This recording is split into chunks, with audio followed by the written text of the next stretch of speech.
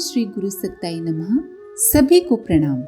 प्रस्तुत है गुरु सत्ता के वरद पुत्रों द्वारा अभिव्यक्त कुछ अविस्मरणीय अनुभूतियां। वर्ष 1986 के प्रारंभिक दिनों में शांतिकुंज से थोड़ी दूर रायवाला छावनी के सैनिक आवास में मैं अपनी बीमार पत्नी श्रीमती उर्मिला लाल के साथ रहता था। रांची के एक वरिष्ठ चिकित्सक डॉक्टर रमन और कैंसर रिसर्च इंस्टीट्यूट की रिपोर्ट के अनुसार मेरी पत्नी को ब्लड कैंसर था। चिकित्सकों की एक ही राय थी कि उनकी मृत्यु 6 माह के अंदर निश्चित है। इसीलिए मैं उन्हें अपने पास रायवाला ले आया था। दिन में 2 बार उन्हें 106.4 डिग्री ताप का बुखार चढ़ता था, जो किसी भी दवा से थमता नहीं था और लगभग 2 घंटे रहता था। रुड़की मिलिट्री हॉस्पिटल के कर्नल साहब ने भी स्वयं टेस्ट करके ब्लड कैंसर की पुष्टि कर दी थी। तभी रायवाला छावनी के मेजर सक्सेना ने मुझे सलाह दी कि मैं अपनी पत्नी का इलाज शांतिकुंज में करवाऊं। उर्मिला जी दिनों दिन दुबली होती जा रही थी। 15-20 दिनों से खाना भी बंद था। खाने का प्रयास करते ही उल्टी हो जाती थी। किसी तरह जीप में बिठाकर मैं उन्हें शांतिकुंज ले आया और डॉक्टर राम प्रकाश पांडे जी के समक्ष उपस्थित हो गया। निरीक्षण के उपरांत उन्होंने सलाह दी कि माता जी के दर्शन का समय है, अतः मैं पहले सपत्नीक उनके दर्शन कर लूं, उसके बाद ही चिकित्सा प्रारंभ करवाई जाए। मैं आधे अधूरे मन से माता जी के दर्शन के लिए चल पड़ा, क्योंकि मेरे मन में धार्मिक गुरुओं के प्रति अच्छी धारणा नहीं थी। अपने पिछले अनुभवों के कारण मैं धार्मिक गुरुओं को समाज का नासूर मानता था। किसी प्रकार पत्नी को सहारा देकर प्रथम तल वाले उस कक्ष में ले गया जहां माताजी बैठती थी। पत्नी ने रो रो कर अपना दुखड़ा सुनाया। माताजी ने बड़े स्नेह और दुलार से कहा था, अरे बेटी, तुझे कुछ भी तो नहीं हुआ है, वैसे ही दुखी हो रही है। तू तो अभी बहुत जिएगी और गुरुदेव का कार्य भी करेगी। अरे छोटी सी बीमारी है, पांडे जी से जड़ी बूटी लेकर ठीक हो जाएगी। माताजी के शब्दों में न जाने कैसा जादू था कि मैं भाव विहल हो उठा। मेरी आंखों से आंसुओं की धार फूट पड़ी। मैंने अपना सिर उनके चरणों में रख दिया। उन्होंने कहा, भोजन प्रसाद लेकर ही जाना। उस समय ऊपर ही भोजन की व्यवस्था थी। पता नहीं कैसे पत्नी ने भी आधी रोटी खा ली। डॉक्टर पांडे जी के पास आने पर उन्होंने पत्नी को एक दवा खिलाई और कुछ देर बैठने को कहा। 10 मिनट के बाद मेरी पत्नी को ढेर सारी उल्टी हुई। उल्टी इतनी बदबूदार थी कि जैसे कोई जानवर मर कर सड़ गया हो। पास खड़े एक व्यक्ति ने हाथ मुंह धुलवाया और अपने हाथों से फर्श की सफाई की। मैं सेवा भावना के इस रूप से परिचित नहीं था। सोचा शायद कोई सफाई कर्मचारी होगा। वो तो मुझे बाद में पता चला कि सफाई करने वाले सज्जन उड़ीसा से आए हुए एक MBBS हैं, जो आदरणीय पांडे जी से आयुर्वेद की शिक्षा प्राप्त कर रहे हैं। मैं पत्नी को वापस रायवाला ले गया। वहां चिकित्सा प्रारंभ हुई और पहले ही दिन बुखार 102 डिग्री से अधिक नहीं बढ़ा। दूसरे दिन केवल 101 डिग्री तक रहा और रात्रि के 2 बजे के आसपास पत्नी ने मुझे जगा कर कहा कि मुझे खाने को चाहिए, भूख लगी है।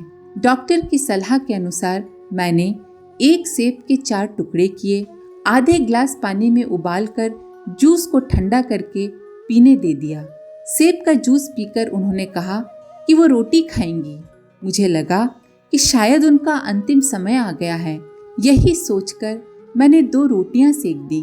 पहली रोटी खाते ही उन्हें नशा सा हो गया और वो बिना हाथ धोए ही सो गई, ऐसे जैसे कि बेहोश पड़ी हों।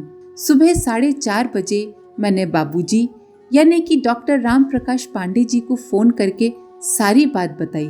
पिता की तरह थोड़ी डांट सुनने को मिली और निर्देश हुआ कि यथाशीघ्र पत्नी की नींद खुलते ही शांतिकुंज लेकर आऊं।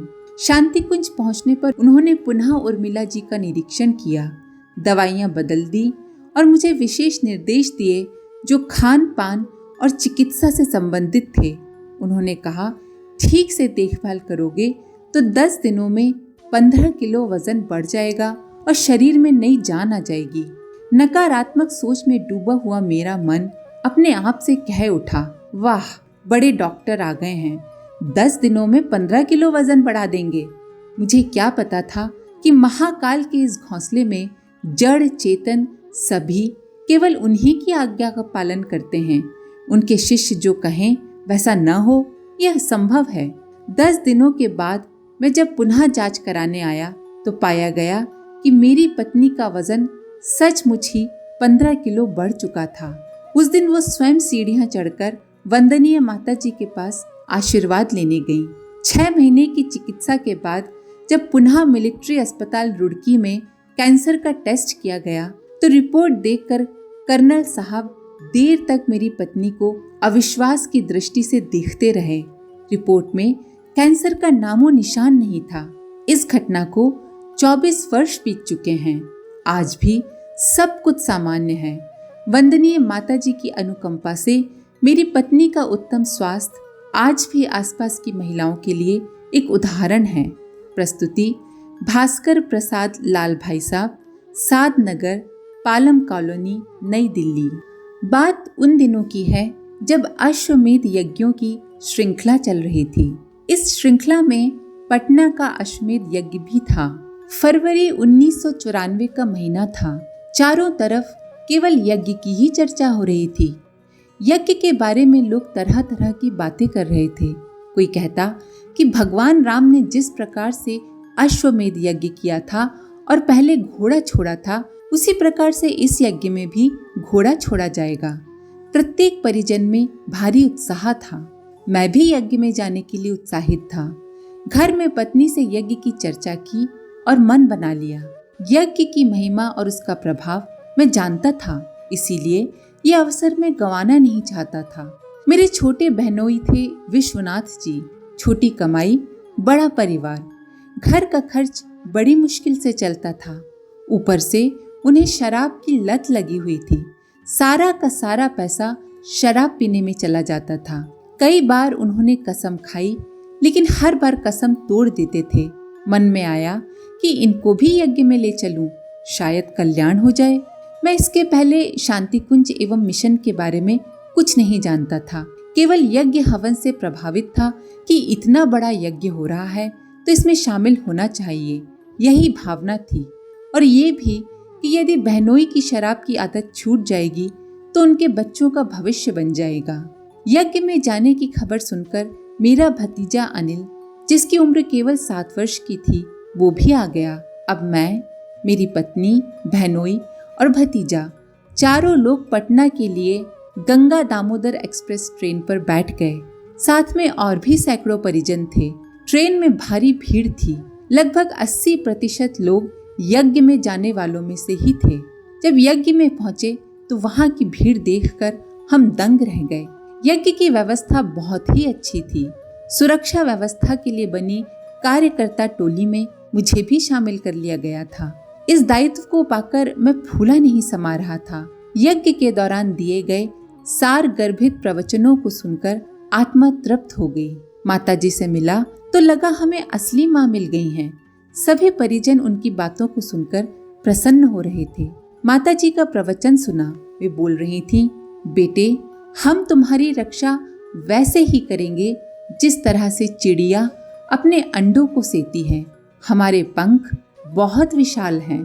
इन शब्दों को सुनकर मैं सोच रहा था कि ऐसा आश्वासन तो कोई बहुत बड़े ऋषि या भगवान ही दे सकते हैं। माताजी के इन शब्दों ने जैसे वहां उपस्थित सभी लोगों में नव चेतना का संचार कर दिया था। मैं अपने आप को बहुत सौभाग्यशाली मान रहा था कि ऐसी अवतारी सत्ता का सानिध्य पा सका। यज्ञ में करीब 60-65 लाख व्यक्ति मौजूद थे, लेकिन व्यवस्था में कहीं कोई गड़बड़ी नहीं। यही सोच सोचकर मैं तो हैरान हो रहा था। यज्ञ समाप्त हुआ। हम सभी अपने अपने घर जाने को तैयार हुए। फुलवारी शरीफ मेन रोड पर आकर देखा, सड़क पर भारी भीड़ थी। हमें सड़क पार कर उस तरफ जाना था। मेरे बहनोई सड़क पार कर गए तो अनिल भी पीछे दौड़ पड़ा। उधर हम कुछ समझ पाते इसके पहले ही तेज गति से आ रही एक एम्बेसडर कार उसके ऊपर से गुजर गई। एक बारगी अंतरात्मा कांप गई। अंदर से एक विकल पुकार उठी, माताजी, ये क्या हो गया? अब मैं किसको क्या मुंह दिखलाऊंगा? कई बातें मस्तिष्क में कौंध गई। बच्चे को खोने का डर तो था ही, अंतर को मथते हुए एक शंका ये भी उठ रही थी, लोग तरह तरह की बातें करेंगे, माताजी के आश्वासन पर से सबका विश्वास उठ जाएगा। गाड़ी जाने के बाद हम लोग सहमते हुए आगे बढ़े। देखा बच्चा बेहोश पड़ा था। चारों ओर से सहानुभूति के स्वर सुनाई पड़ रहे थे, पर उधर ध्यान देने का वक्त ही नहीं था। बच्चे को गोद में उठाकर जल्दी से किनारे लाया गया। आश्चर्य, घोर आश्चर्य, बच्चे के शरीर पर एक खरोंच तक नहीं लगी थी। जब किसी ने इस तरफ ध्यान दिलाया तो सभी के आश्चर्य का ठिकाना न रहा। यकीन ही नहीं हुआ, क्या ऐसा भी संभव है? फिर एक उम्मीद जगी, शायद माताजी की कृपा से अब बच जाएगा। वहां उपस्थित एक भाई ने बताया कि पास ही डॉक्टर का क्लिनिक है, वहां ले जाइए। उन्होंने हाथ से इशारा करके दिखाया। करीब 10 कदम की दूरी पर एक डॉक्टर की क्लिनिक थी। वहां ले जाकर बच्चे को बेंच पर बिठाया तो वो बैठ गया। डॉक्टर ने बच्चे की जांच कर बताया, घबराने की कोई बात नहीं, बच्चा डर गया है। 15 मिनट बाद इसे आप ले जा सकते हैं। कोई 10-15 मिनट बाद बच्चे ने आंखें खोल दी और घबराई नजरों से इधर उधर देखने लगा। हमें देखकर आश्वस्त हुआ। हम सबकी आंखों में आंसू छलक आए। याद आ रहा था माताजी का आश्वासन, हमारे डैने, हमारे पंख बहुत बड़े हैं। तत्क्षण हमने अनुभव किया उनके डैनों का अमृत तुल्य प्रभाव। प्रस्तुति भरत प्रसाद भाई साहब, सिंदरी, धनबाद, झारखंड। आज के लिए इतना ही। अपने विचार कमेंट बॉक्स में जरूर लिखें। आप सभी का धन्यवाद। ओम शांति। हमारे YouTube चैनल को सब्सक्राइब करें और बेल आइकन को दबाकर ऑल पर क्लिक करें ताकि आने वाले सभी वीडियोस की नोटिफिकेशन आपको मिलती रहे।